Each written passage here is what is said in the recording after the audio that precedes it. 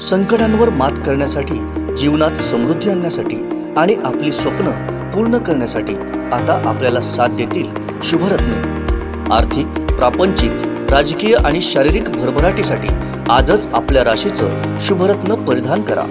5 पिढ्यांपासून विश्वासाची परंपरा।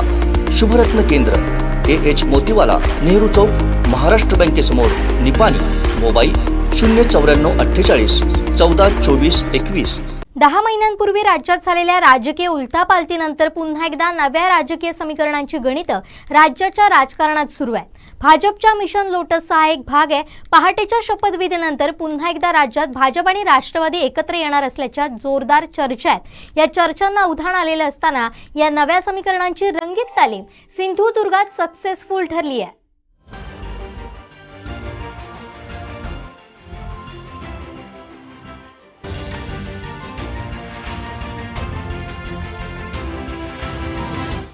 दोन 2019 पासून मागील 4 वर्षात राष्ट्रपती राजवटीसह 3 सरकार महाराष्ट्राच्या जनतेने पाहिली।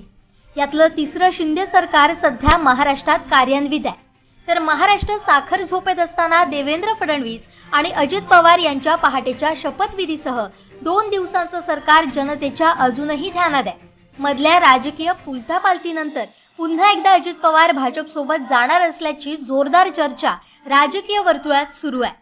अजित पवार यांच्याकडून यावर खुलासा केल्यानंतर देखील या चर्चा काही थांबायचं नाव घेत नाहीये। मी सगळेजण राष्ट्रवादी काँग्रेस पक्षाचेच आहोत, राष्ट्रवादी काँग्रेस पक्षातच राहणार आहोत।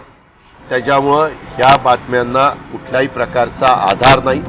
शिंदे फडणवीस यांच्या डबल इंजिन सरकारला पवारांची पावर मिळणार असल्याचा दावा राजकीय सूत्रांकडून केला जातोय। या चर्चा सुरू असतानाच तळकोकणात भाजपचा गेम प्लॅन मात्र सक्सेसफुल ठरलाय।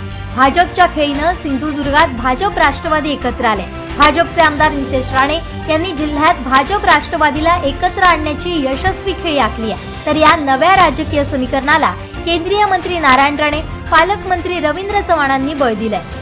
राष्ट्रवादी काँग्रेस पार्टीचे फायरब्रँड नेते अजित पवारांमुळे राज्यात भाजप राष्ट्रवादी एकत्र येण्याचे संकेत मिळत असताना याच पार्श्वभूमीवर जिल्हा संघाच्या अध्यक्षपदाच्या निवडणुकीत भाजप राष्ट्रवादी एकत्र आले। जिल्ह्यातील 8ही खरेदी विक्री संघांवर भाजपचं प्राबल्य असताना भाजपनं जिल्हा संघाच्या अध्यक्षपदाची माळ राष्ट्रवादीच्या गळ्यात घातली आहे। यात व्हिक्टर डॉन्टस हे राष्ट्रवादीचे अध्यक्ष शरद पवार यांचे अत्यंत निकटवर्ती आणि विश्वासू असून जिल्ह्याच्या सहकारात त्यांचं वजन आहे। त्यामुळेच भाजपनं हा मास्टर गेम केल्याची चर्चा राजकीय वर्तुळात असून भाजपची ही खेळी जिल्ह्यातील नव्या राजकीय समीकरणांची नांदी तर आहेच, पण राज्यातल्या आगामी राजकारणाची यशस्वी रंगीत तालीम असल्याचं मानलं जात आहे। विनायक गावस, कोकण 7 लाईव्ह, सावंतवाडी। आमचे दिवसभरातले सर्व अपडेट्स, ताज्या घडामोडी आणि थेट लाईव्ह पाहण्यासाठी सबस्क्राइब करा, लाईक करा कोकणचं नंबर 1 महा चॅनल कोकण 7 लाईव्हचं YouTube चॅनल।